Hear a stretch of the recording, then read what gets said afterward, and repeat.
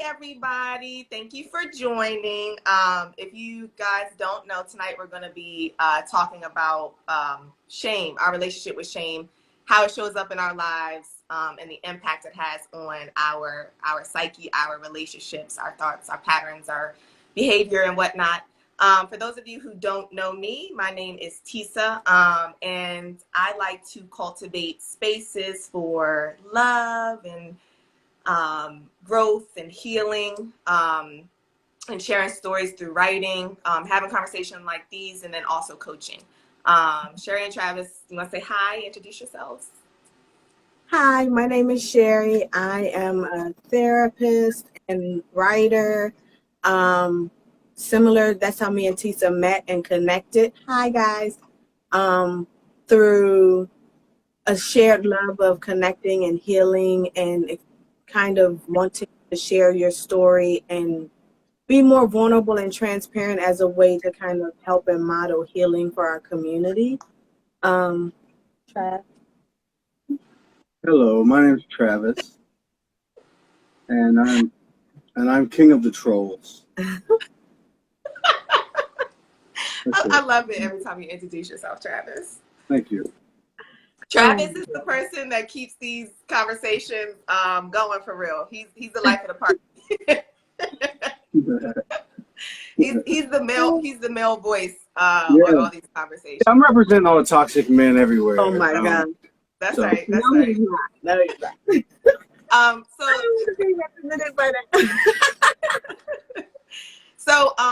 So for those of y'all who are just joining, or maybe you've seen these on playback, or maybe it's your first night joining, but we typically have guests on each or every other week. We decided to switch things up, and we would like as many people who feel comfortable or have something to share. So if you're in the watching the live and you want us to bring you on because you have something to share, hit the request to join live button at the bottom, or you can definitely just drop your comments and your feedback in the comments, and we'll pick it up from there. But we want as many people to share as possible. So come on up and share it, and speak your truth. Just don't be weird, because if you're weird, I'm gonna kick you off. Yeah. All right, so shame. Travis, I gotta ask. So we all alternate with like picking topics, right? And Travis picked tonight's topic. I want to start with asking why this topic. Yeah. I think this is a big one because how's my volume? I never know how loud to talk. I can hear you. You're good. Oh, how about the people in the comments, right? Like, they matter. Yeah. Y'all hear us fine? How's my volume, ladies and gentlemen? Good. I'm gonna assume good until somebody says Otherwise. Somebody said you looking nice. I'm gonna assume that's for me. So thank you for that. I was asking how I sounded, but I'll take comments on how I look any day as long as they're positive. So thank you for that, whoever said it. I'm claiming it. Name it and claim it. Yeah, I picked this one because I think shame is so personal, and I'm a little bit obsessed with the personal emotional battle, the individualized mental health battle. I'm obsessed with that. And I think the shame is almost like the final frontier for that internal emotional battle. However, I think a lot of the fuel for that battle is provided from outside sources. So I'm fascinated by that dichotomy, that it's something that we deal with almost completely internally, but it's almost completely externally created. So that's why. That's a very good explanation. Yeah. It's funny because I read something earlier that said, let me ask you this. Do you think there's a difference in how men and women deal with shame? Absolutely. Gotta be. Yeah, gotta be. I myself am way more interested in the similarities, but I do understand the value of breaking down the differences. So yeah, I think it is different. Has to be. Why are you more interested in the similarity? Why am I more interested in the similarities? Yeah. I think the similarities is where we find at least. All right. So for me, if I want to access a woman's journey personally, if I'm communicating with a woman about shame or about anything emotional, I can't be a woman, right? I can't live the experience of a woman, but I can find similarities in our journey that will allow me personally to relate and glean perhaps some little nuggets that I can use. And then I guess likewise too, if I'm going to send a nugget her way, as Yeah. you know, I'm going to have to be able to find some kind of similarity. So I'm obsessed with the similarity because of the access, the connection, the conduit of information passing back and forth once I find it or something close to it. I think that's interesting. I think our differences can connect too. And I think that differences are important because of the boundaries. That's how I know how far to go or how far not to go when communicating or trying to connect with you. All right. Yeah. But I definitely think there's a balance in it, you know, and just kind of, I do think shame is important. I agree with you that it seems to be almost a crux of human angst and even mental angst comes from some amount of shame or guilt. Fantastic. So I definitely think it's something to talk about, especially because one of the things me and you talk a lot about, Tisa, is the fact that our communities and our families often kind of push down conversation. Let's not talk about family business. Let's not talk about these things that we are ashamed of or embarrassed about or not proud of. And let's sort of bury those things. But when we bury them, we don't really get a chance to address them. So how do we really heal and move forward in a healthy way? And so for me, I definitely think this is an important conversation because so much of what we've been taught is to hide from the parts of ourselves that we may not like. Yeah. And therefore hide from the parts of others that we may not like. Yeah. As opposed to, if we can acknowledge it, we can kind of learn to accept them a little bit better and kind of learn to live with them. But that is definitely not the norm in our community. So these opportunities are huge. Yeah. It's funny you say that. I was thinking about the same thing when I was thinking about shame, right? About how much in the Black community we learn shame from such, well, I mean, maybe our children are experiencing it different because of the way we were raised, but when we were being raised, right? Like, our community knows nothing but shame, right? We were, our history is to be made to feel like, you know, we have no value, we have no worth, right? We're wrong, we're animals, you know, whatnot. And that just transcends through time. And then you have our parents teaching us, right, to keep everything in the house and don't tell nobody our business. How many of us, right? Like, if y'all ever heard that from your parents growing up, like, what goes on in the house stays inside the house. Don't nobody know our business. Don't nobody need to know our business. If y'all heard that, drop an emoji, give me a heart or something, because I feel like we learned that at such a very, very, very early age. And I think the emotion behind that is shame, right? Like, one of the emotions behind that is shame. Yeah. So I want to read something really quickly before we get started, because someone asked me a question because the emotion of shame didn't resonate with them, and I was like, okay, well, maybe people have a difficult time identifying it or understanding what that emotion is. So I'm not gonna give a definition, but I'm just gonna read something that I thought was helpful to think about. Shame becomes a filter through which all experience flows. One is always judged harshly by an internal dictator. One plans for the future with diminished expectations, but impossible standards. One is fundamentally bad and adequate. Feelings of unworthiness. I don't even know if that's a real word, but hang on one second. It cut off on me. Feelings of unworthiness. And made to feel like you need to hide yourself. So Sherry, I'm gonna ask you about your relationship with shame. Mm-hmm. I really want to start off with this question, but should I ask this question? So,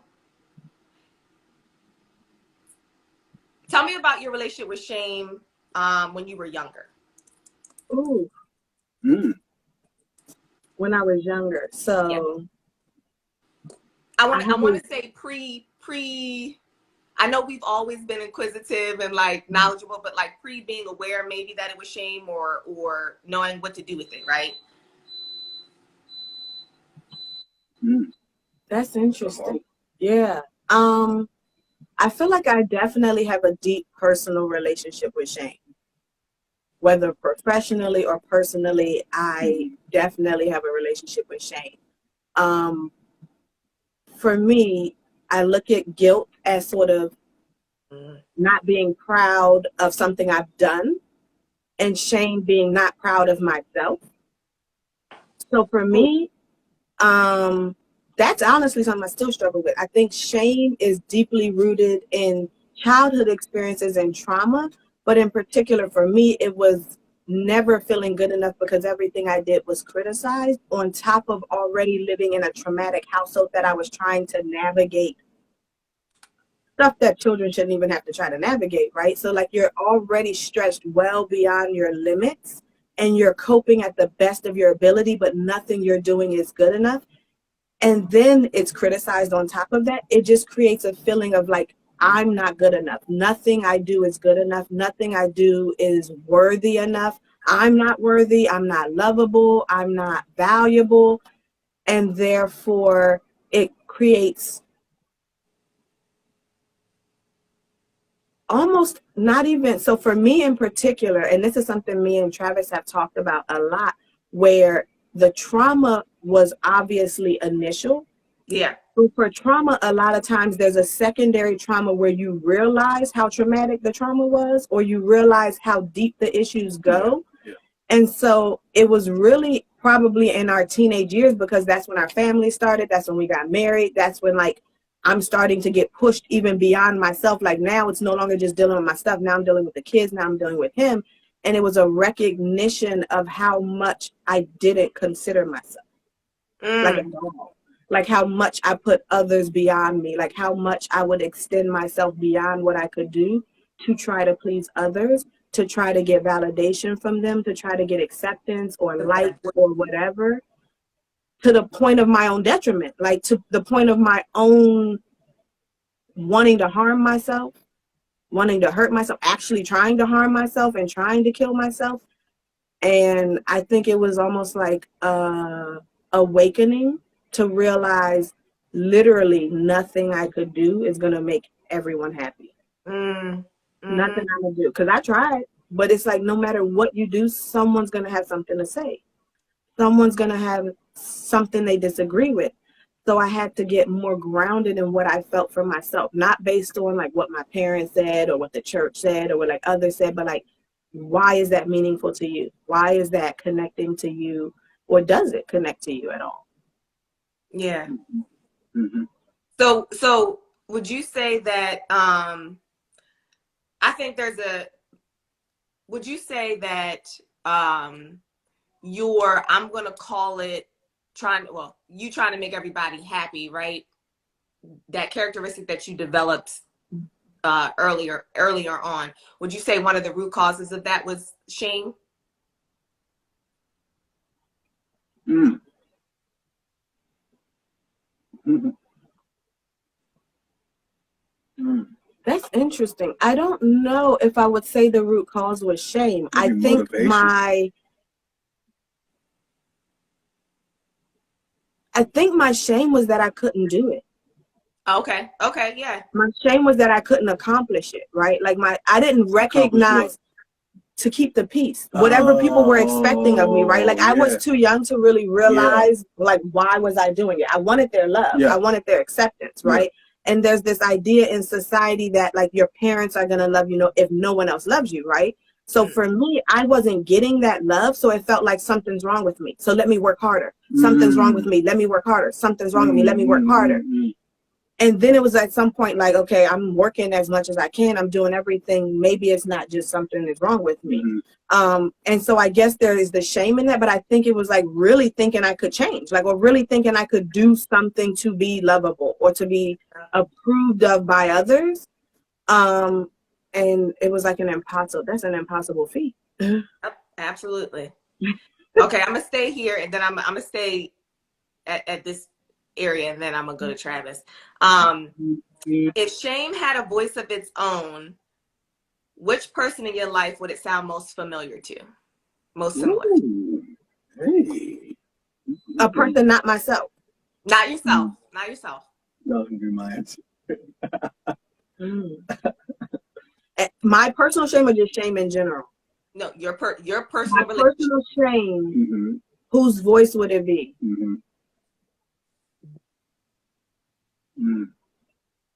I like that question. I think it would have to be the voice of my children. Ooh, I didn't see that coming. Okay. Because that's my inner child voice. The closest I can get to my inner child voice is my children, right? Like what I want them to experience, what I want them to feel, what I want them to go through life experiencing, which is also connected to what I didn't feel like I've gotten in a lot of ways. And also sort of my worst fears, because my worst fear or sense of shame is to be like my mother. So for me, my children is that great voice of, am I doing the same things that were done to me? Am I doing it different? Yeah, and I think that's also probably one of my biggest triggers is like being a good mom. So I feel like that's a good like shame voice for me. Yeah, that was good. I wasn't expecting that either. That was a good one. That was a good one. I resonate with that. I think one of my worst. I'm a like, trigger for me is being a good mom. Or yeah, me too. Yeah, like. Yeah. Anyway, all right, Travis. I'm gonna ask you the same question. Your relationship with shame as it pertains to you when you were younger. What did it look like, or did you experience it as a kid or teenager?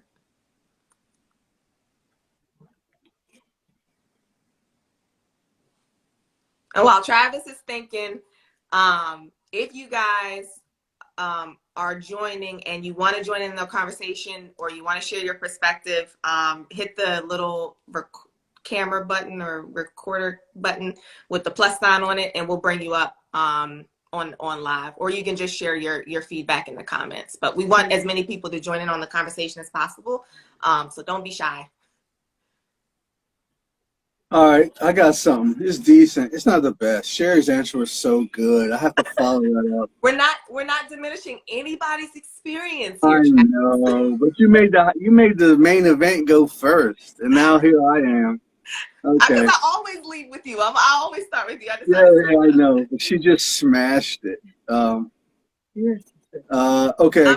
Sorry, Travis, real quick. MK, if you have something that you want to add and you want to join, just hit the request to join and I'll bring you up.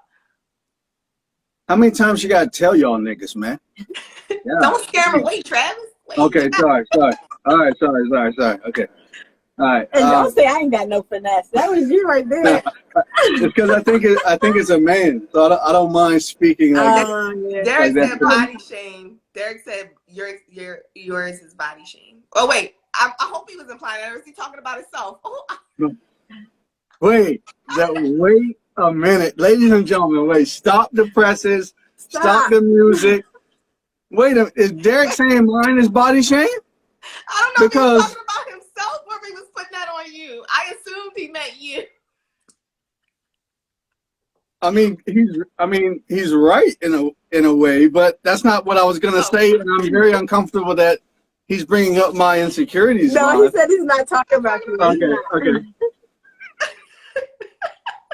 That's my assumption. My bad, y'all. You see, and it's Tisa. Tisa, why did you assume that could apply to you? I don't know why my mind went there. No, it's because you're trying to say something. No, you found purchase in that comment, didn't you? Yeah, you found something applicable there. That was the worst. I'm sorry. Now Derek's off the hook. You're back on the hook now. Oh my God. No, she didn't say it was you. She just asked the question. That's not on the hook. People don't hear. Stop talking. Don't worry, Tisa. Stop talking about my body, Tisa. I think he's trying to get off I'm the sorry. he's ashamed about. I guess. I need to maintain a safe space. Yeah. No, that's a good one for me. I think we had like, it wasn't a lot of shame about like my worthiness or whatever. My parents were very complimentary, but me and my brother and our little crew, we had our own standards though. Like, and I think that's where I first kind of learned it, is where it's how we would make observations about people who were reaching to fit in. Not that we weren't, right? But we would only call out the cringiest fitting inners.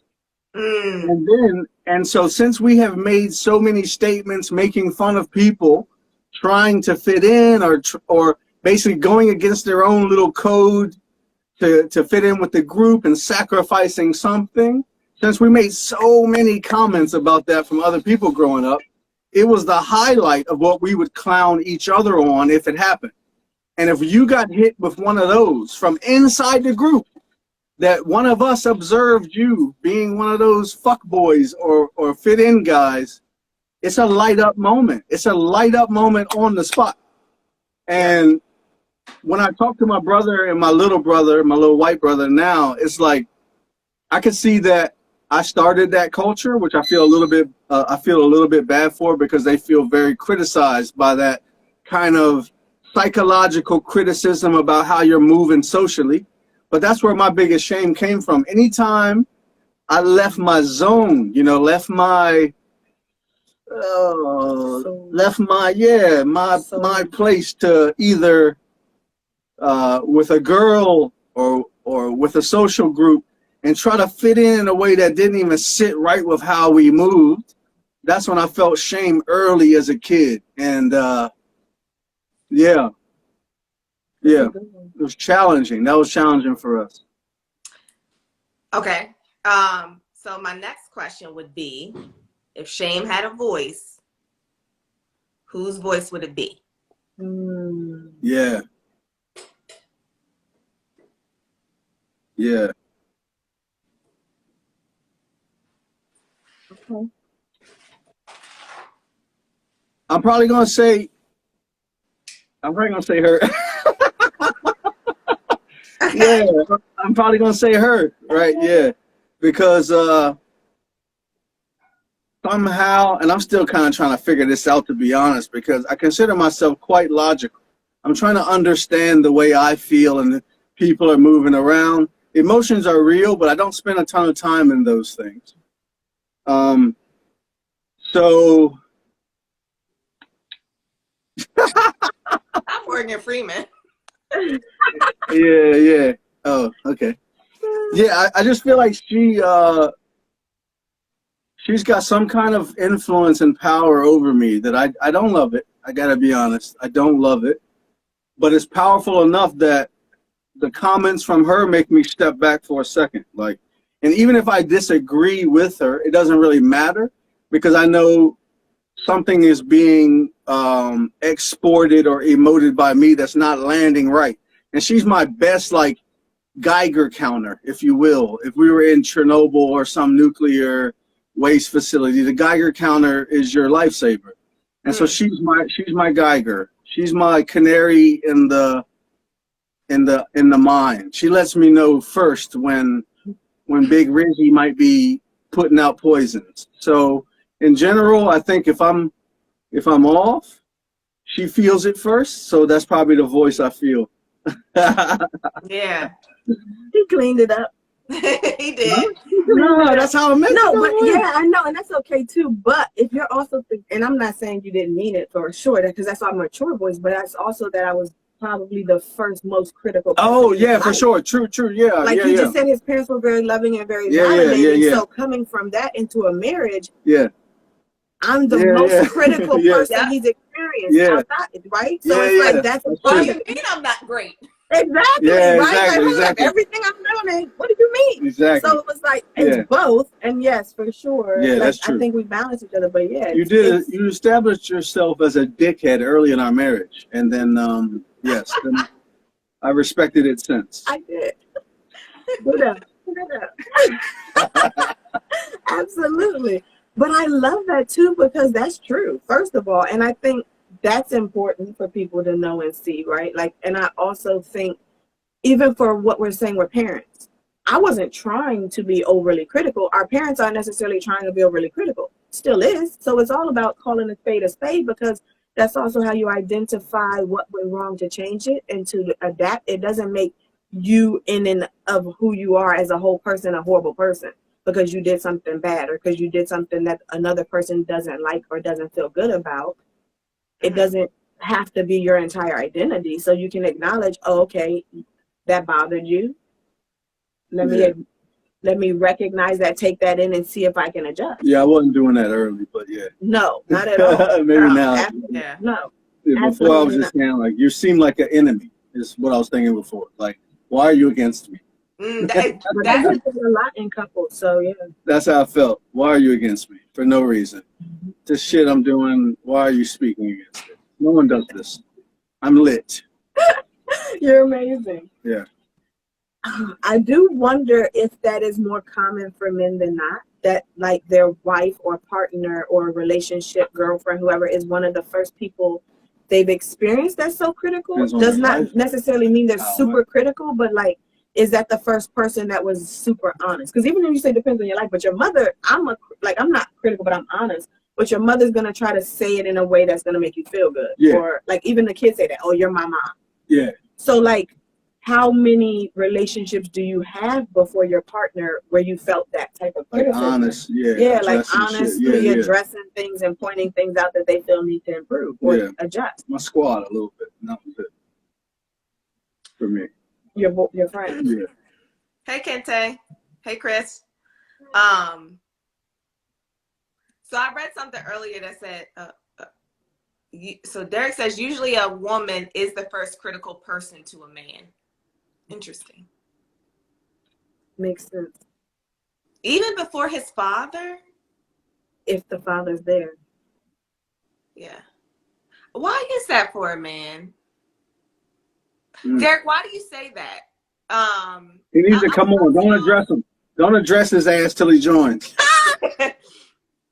All right, if you want to join Derek to explain why you said that, I would love to know why that is from a man's perspective. So I'm going to share my relationship with shame really fast. I can't agree with that. What part, Kente, that a woman is a man's first, what did he say? That a woman is the first critical person to a man? All right, so my relationship with shame, I would say, I'm trying to think if my experience with shame came from my peers first, or if it came from no. Okay, okay, all right. It all came from peers. So when I was younger, right, I was sexually abused really, really early, and I can't identify shame with. I don't identify at the earlier encounter when I first experienced sexual abuse, feeling shame. Later in life I did, right? When it happened later in life. But I didn't experience, I wouldn't say shame was what I felt when I was like super, super young. But I, with having an addict as a mom, for those of y'all who were 80s babies, right? And grew up in the crack era. It was not abnormal for a parent to be, well, in the world that I lived in, it was not abnormal for one of your parents to be addicts, right? And I can't say that I initially felt the shame from my mom being an addict came from my peers, right? It was them, making fun of me, being like, this might be a trigger warning for some of y'all, but they would be like, your mom sucking in the alley for, a dime bag or whatever the case may be, right? Or so her being an addict coupled with the fact that she was white and I grew up in the black neighborhood, right? I grew up around black people my entire life. And so I was ostracized because in the Black community and in my Black family, on the Black side of my family, because my mom's white and I had a white sister. So I was always made to feel like something was wrong with me, because either because my sister was white or my mom was white or because she was a crackhead. So I always felt like I never fit in. I always felt like something was wrong with me. I always felt like it was wrong that I was half white. I always felt like, you know, I was super embarrassed by my mom. And I learned to try to be somebody at a very early age that I wasn't, to try to fit in, because where I came from and who I naturally was frowned upon, right? So I learned at a very early urge to hide who I really was. So I spent a lot of my life not really feeling like I fit in and not really owning my identity or even having an identity, really, because to me, my identity was wrong. So it was shameful to me. And I was lonely a lot in life. They say, you know, you could be surrounded by a ton of people and still feel lonely. And that's because if you're not really showing who you truly are and you're not being authentic, those who are attracted to who you present yourself to be aren't really fulfilling for you, right? So, you know, that core need of being seen, understood, and valued for who you really are is never being met because you're never really showing who you really are. So yeah, that's been my relationship with shame, and it's translated into adulthood. And I've, you know, that's one of the biggest things that I think that I've had to overcome in adulthood is owning who I really am and being okay with it and walking in my truth. And allowing people those that are really for me and see me and value me, to gravitate towards me, right? To not try to people please, to try to get somebody to like me or to love me, or to be accepted or anything like that. I also, perfectionism was a big problem I had, because it's like, if I can be perfect, then there's nothing, then I can't be wrong about anything. Like, why would somebody, if I set a really high expectation for myself, you know, if I aim to be perfect, then I could never disappoint everybody. And if I never disappoint anybody, I don't ever have to deal with that feeling of shame that I was feeling. So yeah. Hi. Okay, I actually don't know your real name, so can you introduce yourself really quickly? Yeah, it's Mike. I need to change that because people be like MK Inc. I be like, yeah, that is the name, but it's really Mike. It kind of throw me off. You feel me? My name is not MK Inc. It's Mike. Hello, Mike. Hi, Mike. Yeah. How are you? I'm pretty good. I only got like 5 minutes because I got stuff. You feel me? But I'll listen to y'all conversation though. Like, it's cool. You feel me? It's cool. We appreciate you. Yeah, I appreciate it because it gives me a lot of feedback on some things that I go through in my life. You feel me? It helps to get a different perspective and a different point of view versus like being so self-centered, like, oh, things got to be this way, got to be that way. No, it's okay to have other opinions, you know? Yeah. Absolutely. You're a hero for that. You're a hero for that.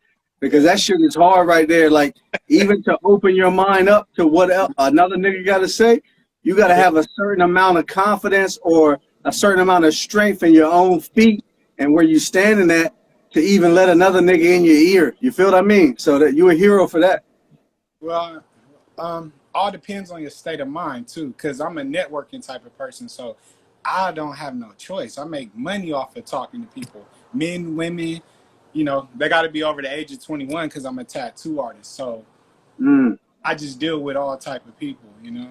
And so it's hard for me personally to be in a relationship because. Are you from the West Coast? Yeah, I'm from the Bay Area. Yeah, I can hear it. Yeah. I can hear it. Yeah. So my networking is a little bit different, you know. But I think word of mouth, to me personally, I mean, I got a 9 to 5, but I still own businesses too. I just Yeah. like things a little bit different. So when I get with a significant other or somebody I care about, I really don't get bored. I kind of get like they can't really deal with my lifestyle.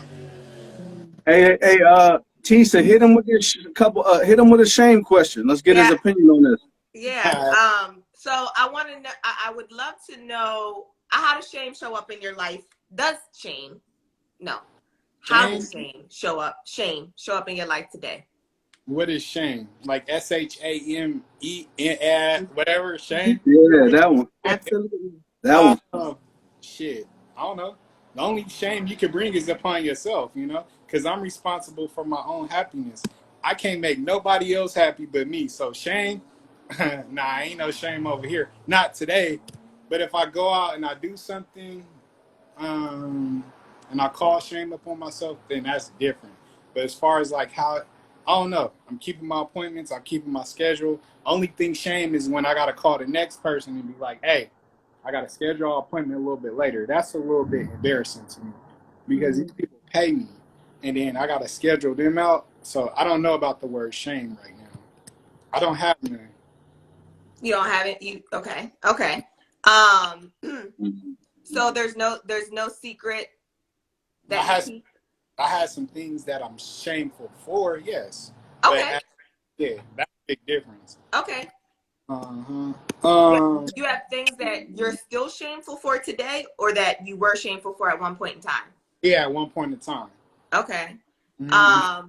Because What? you have to, Go ahead.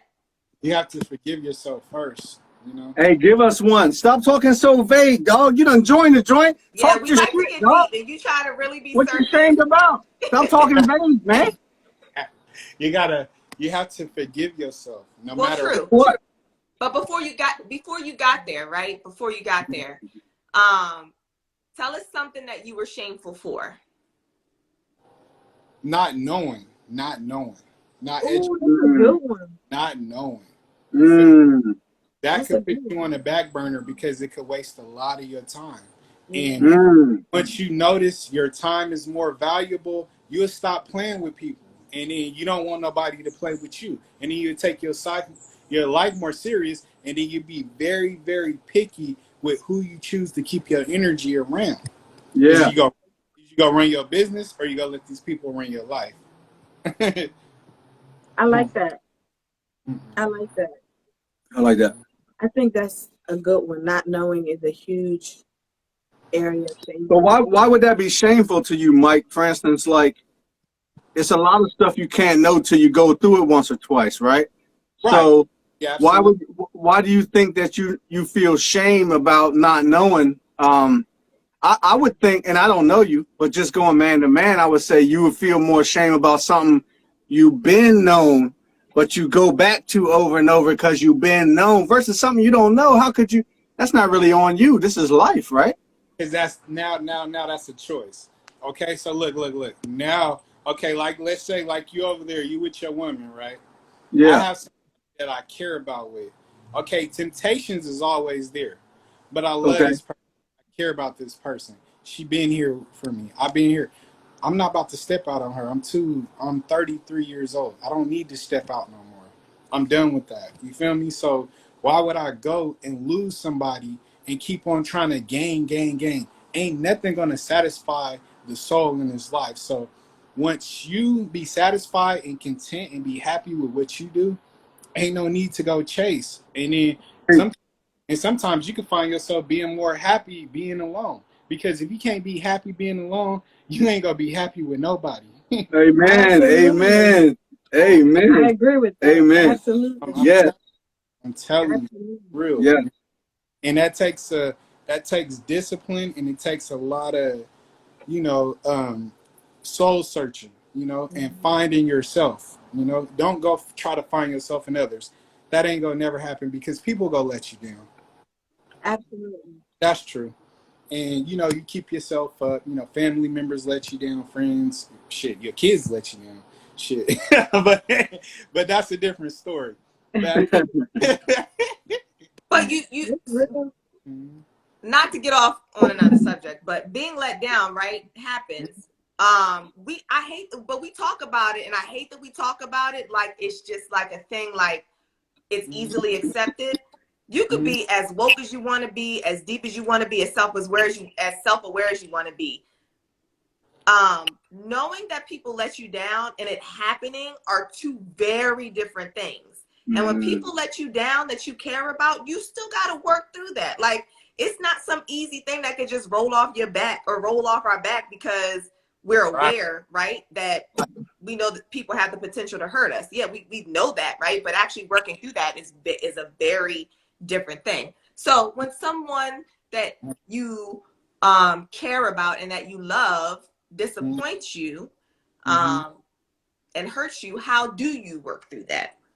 It's called management. It's called what? Management. You got to manage, you know? So what does that mean? So the same energy. So when you met that person in the beginning, you kind of want to keep that spark in their eye. I learned this over time, you know, because everybody is going to have their mood swings, and that's okay. But if you manage, you know, and you get through a certain situation, you manage, you talk it out, why is no reason to keep on like like I went through that for a long time, and then I realized I was losing myself caring about somebody too much, you know. It's always two sides of the story. It's always two sides. But if you learn to manage and keep on going through, you'll learn that why would you give up on somebody, or why would they give up on you if y'all right there, like y'all this close? And at the end of the day, it's like, I don't know, if you love somebody, I don't really like to mess with the love word, but you got to have loyalty first. And then can you tell me or break down for me what it looks like for you to manage it? I know you said conversation, so obviously conversation's a part of it. Are there other things that's a part of it for you? Manage is, don't just understand a person just for word to word and you just be like, oh, okay, you know, that's not understanding. You listen to them and be like, okay, and then they try to come up with these other words. Oh, let's compromise this. Let's just say, for instance, oh, we go into a house, right? We're going to look at a house. Your color might be like green. I'm just going to throw a color. My color might be yellow. I really, you know, and then we got to compromise. So manage. You got to manage. Okay, so what are we going to choose for the color of this house? Manage. Because if that's going to come up in the first conversation, and then y'all keep on going in, now you got the kids' room want a different color. Manage, just keep on managing the conversation, managing the relationship, manage and just think. Because, oh, let me give you a better scenario. I'm 33 years old. If I deal with somebody, if she's older than me or my age, you learn in 33 years of my life, you have to learn whatever age their life is, and then y'all bring in both of y'all knowledge together. That's managing, because you can't just go and be like, oh, you got to tell me how this got to be because you live this way, and then you got to listen to me because this is what I learned. No, you guys So have communication. Yes, it's communication, but not just to listen, but to actually understand. To have a deeper understanding. There you go. And then you manage it on the way. But when the red flags is there, you know when to leave. And you would definitely know. Because you won't feel happy within. But if you care about somebody and you love that person, and people's gonna mess up. We only person. I'm not trying to throw that out there, but don't give up on somebody that you care about. Have you ever done something that you wanted to be forgiven for? Plenty of times, but not at this age though. Plenty of times. Not at this age. I wasted 3 years of my life dealing with somebody, and it wasn't even that I wanted my time back. You don't get that back in this life. So you'll be chasing, you be thinking you care, but you be like, God dang, I'm getting older. I'm mature. I'm past some stage. So sometimes you just be chasing. You're not really chasing. It's like, okay, I care about you. I could do this. I could do that. But once you talk to somebody, you have to understand. You have to accept them for who they are because that's who you love. You don't want to change anything about them, you know? And that be our problem. We get in certain situations. Don't change that person because that's who that person was when you met them. And if you don't let them reveal themselves within hell, shit, you gonna be in a hell hole. Yeah, yeah, yeah. That's real. That's real. That's real. Ooh, that's real. Well, Damn. we appreciate you joining in on the conversation, Mike. And Yeah, yeah, yourself. I gotta answer these calls. Thank you. Yeah, you're welcome. Thank you for joining. Come back. All right, for sure. All right. All right. So Cali, loved it. I love it. I see your brain working there, Tisa, as you play with your hair. I see you thinking and contemplative. Like a black queen over there. I love Yeah, it. she look like Nefertiti. Yeah. Thank you, y'all. You should be the new Disney princess. Good on. Oh, Disney, call me if you watching. Somebody. Disney. All right. So really quickly before I ask my next question, if you guys are self-aware and you resonate with the feeling of shame or guilt, or maybe you're not sure, right? And you're like, oh, I've had this feeling, but I don't know if it's necessarily that. And you have anything that you'd like to share, or any of the conversation resonates with you and you want to join in on the conversation, hit the request to join and we'll bring you on live. And Travis will try to pick your soul so that he can get to the I tried with Mike, and Sherry had to tell me, sit your little black ass back, boy. That's why I'm glad I have her. You know, I need that governor. Like I said, she's my Geiger counter, man. She lets me know when I'm getting a little bit, okay, slow down, nigga. No, because, okay, yes, right? What I like about you, though, you can dig with men in a way that I don't necessarily know I resonate with, or I can't, right? Because I'm not a guy. We can't. Yeah. Yeah, so I actually... Every time I do it, basically, we talk about these things after, and Sherry makes me out to be basically Hitler. Oh, you are so full of it. This goes into what we said about men handling criticism. Okay. Well, okay, fine. Let me rephrase it. Hitler? Sherry lets me know that sometimes I can be a bit abrasive. Yeah. A little bit abrasive. Absolutely. But so can I. Yeah. But yeah, I think, and maybe I'm wrong, but the locker room culture, the man culture, it sounds different coming from me. Like, if you guys came at us men that way, it's completely different. It's so much harsher because you guys have the ability to kind of disqualify us as choosable partners, right? We're going back to the primitive world. I don't have that access with them. I'm just checking them man to man. That's true, but I feel like locker room culture suggests locker room, which means we're on the same team. I don't know you, nigga. Of course. Like, I'm definitely taking on, they barely know you. I'm taking some liberties. Absolutely. Yes, I'm taking some liberties, yes. But that's how I keep myself engaged in life. So I don't know what to tell you about that. You about to be Chris Rock? I'm not against it. And the thing is, you know why I won't be Chris Rock? You know why I won't be? Take certain liberties. Because if any Will Smith or any gentleman approaches me, I'm retreating. You can't slap me because I won't still be standing there. I'll hide behind the nearest person. I'll run behind a curtain. I'm not getting slapped. Stupid. I'm not. You can still get slapped. No, I'm running. If you're really fast, you might be able to like reach. But I'm a runner, ladies and gentlemen. Yes, I am. Not sure. Maybe not.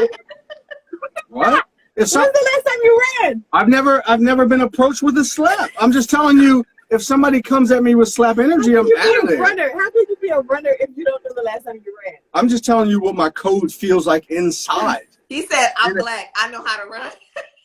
There it is. That's basically what he said. I'm gone. I'm gone. I'm gone. If I was Chris Rock, you would have just seen the back of me. I'm not even fucking with him. I'm gone. I'm not a brave guy. I'm not interested in that type of bravery.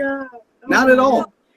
To be honest, Chris Rock probably, Will definitely walked on stage like, you know what I'm saying? It was not no beef. Like, Yeah. Come aggressively. So Chris was like, yeah, uh-oh, yeah, like, hey, what you coming on stage? Like, he probably thought But it I was mean, I think he thought it was a joke or something. you gotta have a little ducking in you. I mean, I'm a ducking. You're going to bob and weave. You Bob going to bob and weave? Joelle said Travis be pulling out the stuff you tried to tuck away. Ah! Oh, Joel. Oh, Mr. Traps. You talking about? Yeah, I've been working on mine, Joel. Look at mine. Yeah, because he works out. Hey, look, I've been working. Hey, I've been in the gym on my. You know, you gotta get your. I'm trying to be like you. Oh my God, you're a fool. All right, so Travis, I have a question about since you said if you could give shame a voice, it would be Sherry, right? Yep. Two questions. My first one would be, would you find shame, or in what ways? Well, one, do you find shame helpful and or hurtful, and in what ways? Woo! Yes. Yes, to which There one? it is. There it is. Ooh-wee. I'm a big both guy, right? In life, when I hear ors in general, if I hear an or in life, I switch it and apply a both. Okay. Instant.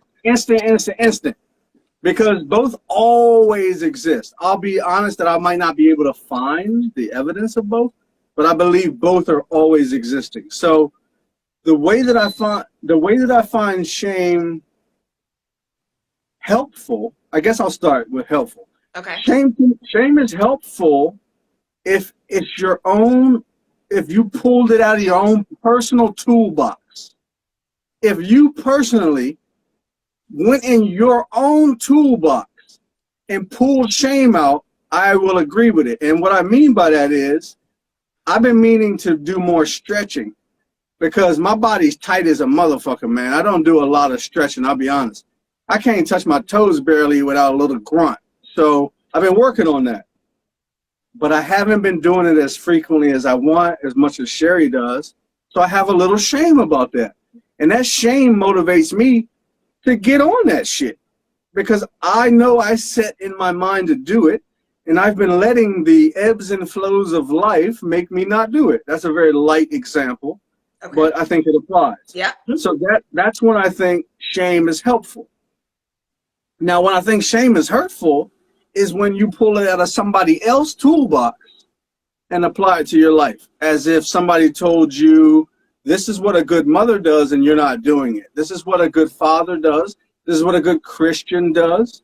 This is what a good employee does. And for whatever reason, you're feeling all that pressure, and now it's making you, number one, feel constrained. It's making you feel angry, anxious, and all these things. So when it comes to it, I just say, I'm feeling the pressure and the shame and the guilt or whatever.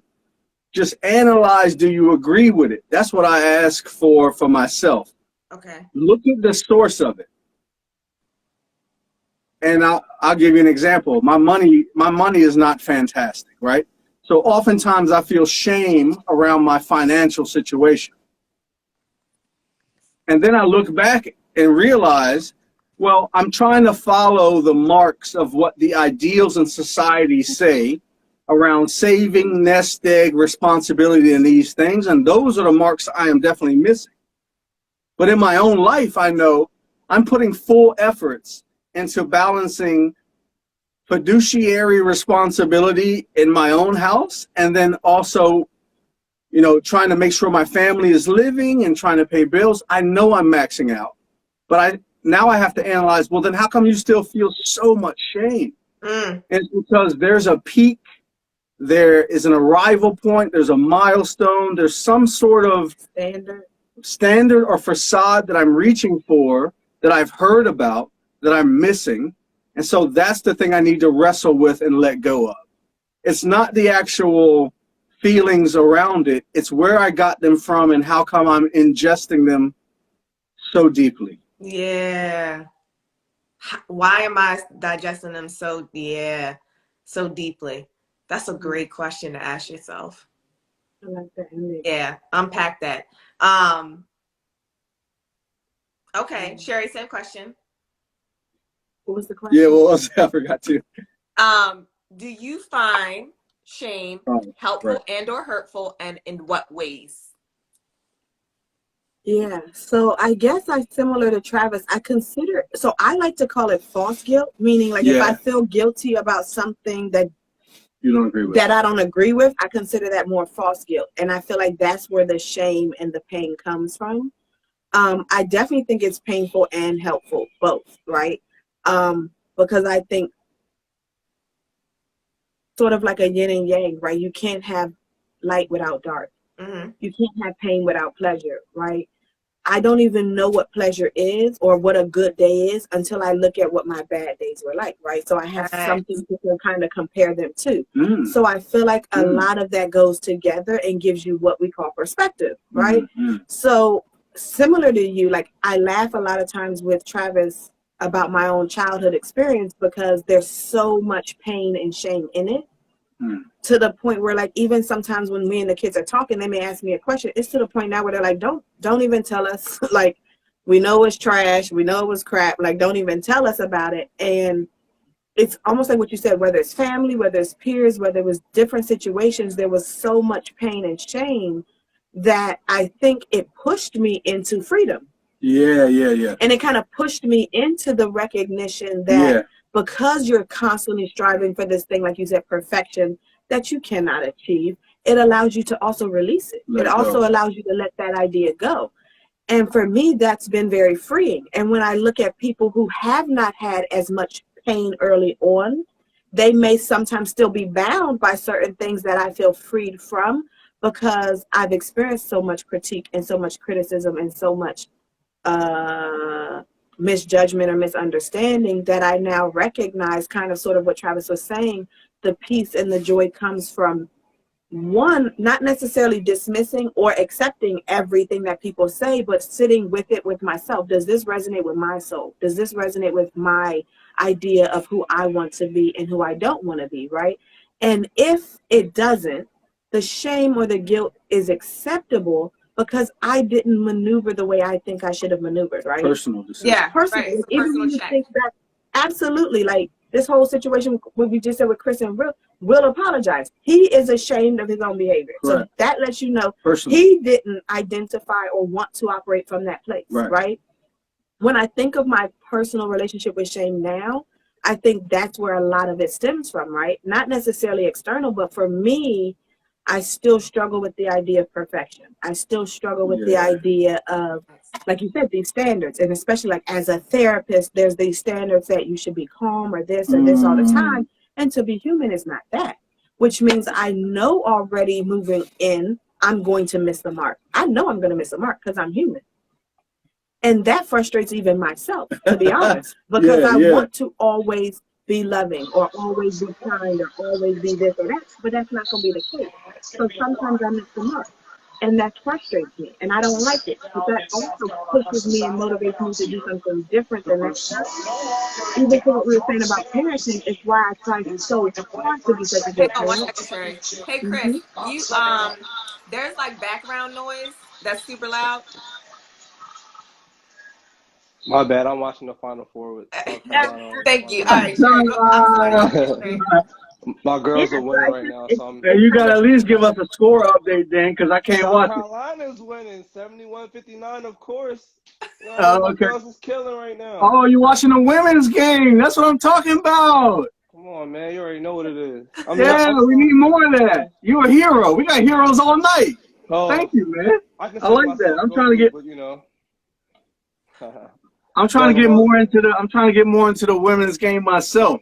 Yo, it's been a good tournament, yo. I mean, the men's been doing it, but the women been killing it, yo. Hey, did you see? Did you see Paige Buckets killing Missy? Yo, son, she was. Oh my goodness! Like I stayed up past my bedtime and watched her, dude. Yeah. I thought NC State was gonna get that, but Becker surprised me because she knows she was injured, and then she was struggling in the last game. Right. Yo, I don't know what she tapped into, yo. I'm telling you. Hey, she looked like a white woman KD. She looked like Kevin Durant as a white blonde Nah, woman with a ponytail. she wasn't losing that game. Tonight they got Stanford though. Like, you know, Haley gonna Yeah, put some work in tonight. So yeah, yeah, I mean, it's gonna be a good game tonight. But I mean, they yeah. got a tough Stanford. But I don't want to take away from the Right. conversation. Yeah, Hello. right, my bad. My bad. My bad. No, it's not your fault. Do not own that. He asked you a question, you answered. That That's ain't, my don't shame own that. moment right there. That's my shame moment right And there. he was trying to get a little brief little, so you was helping him out a little bit. I appreciate you. No problem. My pleasure. All right, Sherry. I'm sorry. Do you remember the thought that what you were saying? Oh yeah, just basically a lot of the pain and a lot of the things I went through are part of what pushed me to heal, right? It pushed me to change. It pushed me to develop and grow. Even going into what you were saying about our personal self shame and worth, I didn't start changing for myself. I changed for my husband and my kids. When I started seeing how my behaviors were impacting them, I didn't even really have enough worth to care about it for myself. But I saw, damn, I'm impacting them, and I don't want to do that because now I'm repeating patterns. So that's part of what pushed me into changing and like recognizing, like, you got to do something different. And so I do think pain and even shame is purposeful in that it can push us and motivate us into changing things that we don't agree with. But I agree that we have to look at that part, right? Like, where did this thought come from? Where did this idea come from? Where did this thing that I'm feeling this shame for start and originate? And do I agree with it? Because sometimes I may not. Yep. Sometimes I do. So what I was going to add to that, so I love what both of y'all said and what I heard, right? That helps with shame on either end, whether it's hurtful or helpful, right? Is one, unpacking expectations, right? Unpacking that feeling of shame, that feeling of that feeling that you're feeling, right? Unpacking that, and then unpacking expectations and the voices that you hear, and also identity. So important because, Sherry, to your point, right? It can be a motivator. How you affect other people and seeing how you affect other people can motivate you to change. And yes, it may start out as you changing for them, right? But somewhere along the way, your true identity shows up, or you're learning your true identity. Because if not, right? Exactly. You become somebody. You can change so much that you're somebody who you don't even want to be for somebody else, right? So it can be a motivator, and along the way it's helpful. Well, it's along the way necessary to hone in on your true identity and how you want to show up and what resonates for you, because if not, you could find yourself being somebody who does not Absolutely. That's an important yes, I think that's an important caveat, because I do think that's part of that journey too, right? Like you said, like, I'm changing for all these reasons, but it needs to kind of come back into what resonates with me and why. And yeah, absolutely, I agree with you. Yeah. All right, Chris, you want to introduce yourself? I mean, I know your real name, but Yeah, that's cool. Yeah, my name is Chris. Just a regular guy, just living life. Enjoying basketball at the moment. But yeah, I had to get my daughter from getting her hair done, so I kind of missed the beginning. But I guess, like, to get right into the meat of everything, to talk about shame. And this is just my personal point of view.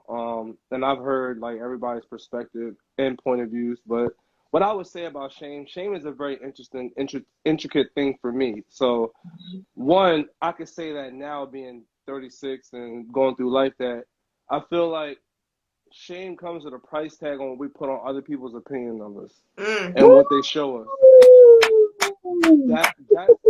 That's the first thing. Don't ask me to repeat myself, because I'm just speaking straight. Look, this is all improv. The second thing would be how we really view ourselves, and it comes with a level of self-honesty. And a big thing you guys mentioned is how it affects other people. I feel like that should be one of the biggest lessons for us, is how our actions and what we do affect others. Like, it's one thing, like, for me, like, you know I'm light and dark, so when I go through my shadow periods, I know that I stay within my circumference to work through those things, but I don't take that out on people, even if I am going through a situation where, like, you know, I have a 10-year-old daughter, like, you know what I mean, sometimes she gets on my nerves, but with that being said, like, she never knows that, or she never knows my struggles or whatever I may be going through, because I'm just very mindful of, no matter what I'm going through internally, work through those things, and then, you know what I'm saying, when it comes to how I respond, I don't react. It's easier said than done, because I feel like, yo, within the last month, people have really been trying me. Like, I could have a transparency moment where I could say, like, yo, I felt like I got to see everything I needed to see within the last month. Damn. My life is very interesting, yo. I'm not gonna get into it too deep, No, but get deep. Nah, my life is pretty interesting, dog. I'm not even gonna hold you. It's a heaven and hell for me. It's the gift and the curse, right? Okay. Absolutely. The gift comes in myself and who I am and how I just trot through life, how I look at life, you know, and respond to it. The curse is the shit that I gotta fucking deal with on a daily basis that Absolutely. constantly Yeah. I can relate. Yeah. tests Yeah. me, you know, on levels where it's like, people just don't understand, like, self-containment is a real thing. Like, Absolutely. people struggle with real demons. Like, we Yeah. all have things that, like, I could be honest with you, like, I've worked on myself in different levels, not just on my physical plane, but on my parallel lives, past lives, a lot. But Mm. at the same time, it's like, you know, containing myself to deal with the things that's going on right now is just crazy. You know, I go to the gym, you know, I'm very, like, very healthy all the way around. But my biggest obstacles is like the world today. And it's just like, you know, look, man, I'm gonna be honest with you, everybody deals with shame. Like, I've dealt with it. I feel like my biggest shame is putting my honesty and true time into people who just didn't give a fuck. Mm-hmm. You know what I'm saying? And I Mm. think that shit fucks with you, because it's like, damn, fuck the external. We talking about, like, yo, I thought we really had, like, you know, I thought, like, we was cool. Yeah. And Yeah. that right there, that'll make you feel some type of way. And then I have a way of processing my feelings and stuff. So I take them as they come. I deal with them. You know, I isolate. You know what I mean? But like I said again, the last month for me has been very eye opening. But it's taught me to just stay true to myself. And I feel like Mm. that's what I'm talking about with shame, because it's like, yo, shame could only affect you to a certain level, because when you have security within who you are, and you Yeah. really do, and you believe in that, dog, you're gonna know the fucking fake motherfuckers from the real easily. Yeah. You're gonna know Yeah. people that just talk the talk, and you're gonna know people who walk the walk, simply by having security in who you are. Not saying like you're not unrealistic, because it has to match up with the reality. Like, the one thing I Right. tell people, like, Right. your inner reality has to match your outer reality, because if it doesn't, then that's where shame could come as well, because you feel Yeah. like, oh, well, I'm not adequate enough. And then whatever subconscious programming you went through growing up and the Woof. indoctrination you were exposed to, Woof. that doesn't help. Because when that Yeah. subconscious programming hit, you can't, it's crazy how it fucks you up, because that shit's attached to your emotional state. And I feel like, man, that's a powerful one. You know, you could Mm. be as strong-minded as you want, but if you don't acknowledge the emotional state, it's just like, it's Absolutely. Yeah, not good. man. Yeah. That's Absolutely. why Woo. emotional avoidance isn't good. It's very unhealthy. Hey. You know what I'm Yeah. saying? On any Yeah. level. I would say just don't do something that you will regret. Like, I'm the type of person, like, yo, like, honestly, I'm just not going to do it. If I feel like I'm going to be really shameful for it, I'm just not going to do it. I'll walk away. Like, I'm okay with my pride to a certain extent. You know, I've had situations where I've been tested to be like, yo, man, I would really, like, I'm not even going to go the Will Smith route. And I'm going to be real with you. Like, me personally, I didn't really give it none of my energy, because personally, I felt like that was also a ritual. But I'm not going to get that deep into it right now, because they Freemasons, right? And it's kind of interesting that, like, you going to really watch a motherfucker walk up on stage and just slap you. You fucking crazy, because if now I'm talking about me for a second. If somebody was, after I just made an insensitive joke about somebody's wife who was really going through something, obviously it was on her face and the energy that she was, I don't think he was coming to give you a high five. So even then, like, I mean, like, let's keep it real. Like, people confront if they want, but I know Chris Rock knew that Jada Pinkett was going through something, because she definitely made it known in her Red Table Talk. It don't, you know what I mean? Like, come on, bro. You know exactly what you were doing. It wasn't like, you know, like, come on, like, you know what I mean? So I ain't getting too involved, but what I will say is that it was the right energy exchange for the situation. If it was let's just say if it Yeah. was a real life altercation. I Let's agree. just take that situation and make it a real life thing. If Yeah. that was my wife and she was going through something emotionally, and somebody came at her like that, in a sense where it was like, come on, you know what I'm saying? I would have a talk with him. I'm gonna be honest with you. As a man, we're gonna talk about it. I'm not gonna walk up. I'm not gonna slap you unless you just got real disrespectful. But that's something we're gonna talk about behind stage, Yeah. Yeah. private, on some real shit. Like that's just me. You know what I'm saying? But like on some real shit, that's just what the situation warranted. Me, I don't think people should do that in real life. It will get you killed. I'm just telling That's people the part. now. But I think he also knows this is the Oscars, so Yeah, he, like I'm just trying. This is the disclaimer. yeah, Please yeah, let's not take I this and agree. do it in real life because there's people that will kill you for that. I'm probably one of those people because you're not going. First of all, I hold myself accountable for this. I would never disrespect nobody, but I'm never going to let a grown man just come and slap me in my face either. And it So has let me nothing to ask do with you this mine. though: if you knew you had disrespected somebody, would you let them then slap you? If you knew you earned it? Hell no. But here's the thing. He said, "Hell no." But here's the thing. Because I have self-discipline, I would never get out of character like that. Even Facts. I if feel somebody you. pushed me to that limit, Yep. I am self-disciplined enough to know better. Right. To know better than what? To slap them? No, I would know better. Then to make that joke? Nah, I would know better than not to say something like that. Like I would have self-discipline. But let's just say hypothetically, right? I did say something like that. Then hell yeah, that's what yeah. Then if a motherfucker slap me, that's what I get. Because I should know better. Like, let's keep Yeah, it 100. that's Like, let's I talk agree with that thing. hypothetically. I Let's feel like not talk that's about true. how I really feel. Let's talk about it hypothetically, right? So let's just say, for instance, I did disrespect somebody's wife on some ignorant shit. Then the outcome is the outcome because it's spiritual at the end of the day. As above, so below. If I put that energy out there, I'm getting that back. So Yeah, if I was really a definitely. man about mine, you know what I'm saying? Like, you know what? I'm going to keep it real. Like, I'll eat that. If I really disrespected somebody's wife like that on some real shit and hurt her on an emotional level, because I remember back in the day, I was ruthless like that. But it's just because of the type of person that I was, where it was like I just didn't care about emotions in a sense, so I didn't care about nobody else's. But I've grown. But in the sense, like, yo, if somebody smacked me over their wife, yo, I would deserve it if I said something disrespectful, because I would Yeah, have to hold myself accountable. But yeah, talking about me right now, I would never do that because I understand the code. yeah. It's about character. It's just about meaning what you say and shit. Like, you know what I mean? So nah, yo, I'm good. Right. It's your I personal wouldn't. standard you set for yourself and the way you want to show up. That's how you gotta be present, and you gotta embody exactly what it is that you do. Like, there's no way in hell I could embody the person I am and live in that, and then do shit like that. That's against the code. So Mm-hmm. nah, I wouldn't do that at all. Right. But I'm not gonna let a grown man just slap me out of nowhere. You're gonna have to work. No easy money lane. I put in work, and I'm not playing. I'm not saying I'm the toughest person in the world, nothing. But I definitely don't fuck around. I'm about my business, and there's no easy money lane. And that's just it. It is what it is. I love it. I love it. Hi, love. How are you? Hey. Hey. Hey, You want to Sherry. introduce yourself? Girl, how you doing? I'm good. Oh, my name is Tori. Hi, Tori. How y'all doing? Good. So it was interesting, I mean, before we got into the The Will and Chris. slap Yeah. heard around the world, right? Yeah. Just listening to the excuse me, sorry. That's okay. But talking about the shame and stuff like that. Yeah. So it's like interesting that that's coming up right now because just in where I am in my healing journey right now, that's come up for me.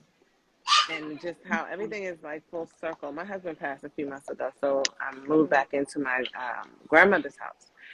And I was just like, while I'm here, I just started getting triggered, like explosively. Usually, I would shut down. I'm usually a person. I get triggered. I retreat. I shut down.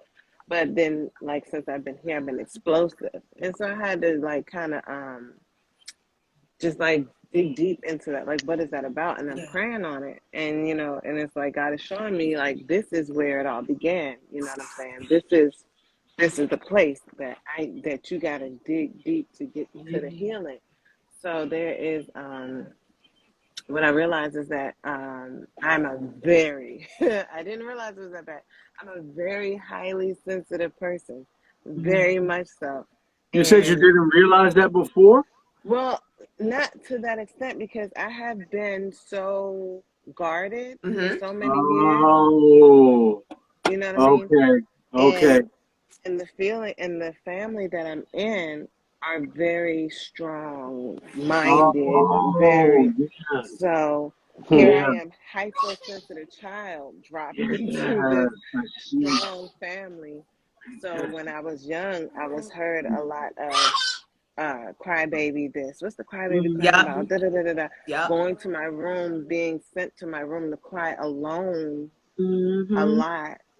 Oh, So all of this has been just brought back to me since I've been here, and wow, it's just wow. like, oh yeah, and it's just been very revealing. So that shame, of my hypersensitivity, my crying, just taught me at a very young age. And I'm telling you, we moved out of here when I was like 6 or 7. So it just taught me at a very young age that my feelings bother people. My feelings are a burden to people. Ooh. And Mm-hmm. so Hmm. for years, for all of my life, literally, and to this day, I've been very guarded. I don't cry in front of people. I'm not vulnerable. I don't trust people with my feelings. Hmm. Because if you can't trust your family, and that's the root of it, That's the Yeah, root. who can you trust? yeah, So wow. I'm very, very guarded now. Right now, what God is doing is, He's stripping me, so I'm very raw. Oh boy. That's So good now, because that's good vulnerability right now. oh Yeah. God, but now I cry at the drop of a hat. It's Good. very And you funny. started Unapologetic. your blog out of that too. What'd you say? You started your blog out of that pain. I did, I Yeah. did, I did, and I got to get back to it. But it's just so many more. It's like an onion, so many more layers being pulled back, layers after layer after layer. And this one is the most interesting. This is where the part that I had to, and it's the deepest. It's the most painful, Yeah. um, for sure. But that when we talk about shame, as far as a kid, I think sometimes we don't even realize. Not sometimes, most times, because we're young, we don't understand what's happening, Mm-hmm. and so it's like I can't speak and say I made a conscious decision Yeah.